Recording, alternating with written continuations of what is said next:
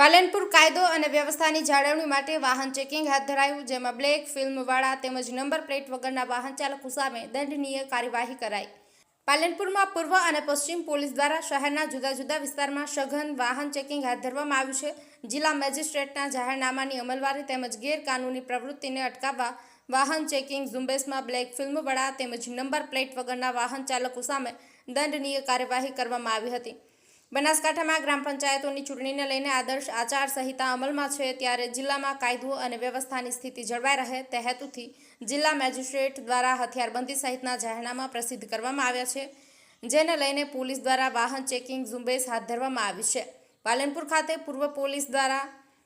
ગુરુ નાનક ચોક ખાતે તેમજ પશ્ચિમ પોલીસ સ્ટેશન પીઆઈ PR મારુ સહિત પોલીસ કર્મીઓ દ્વારા new busport aroma circle RTO circle આગળ વાહનનું સઘન ચેકિંગ હાથ ધરવામાં આવ્યું હતું, જેમાં ઘાતક હથિયાર તેમજ ગેરકાયદેસર પ્રવૃત્તિને અટકાવવાના વાહન ચેકિંગ ઝુંબેશમાં બ્લેક ફિલ્મવાળા નંબર પ્લેટ વગરના વાહનો તેમજ ટ્રાફિક નિયમનો ભંગ કરતા વાહન ચાલકો સામે દંડનીય કાર્યવાહી કરવામાં આવી છે, જેને લઈને વાહન ચાલકોમાં ફફડાટ વ્યાપી જવા પામ્યો છે।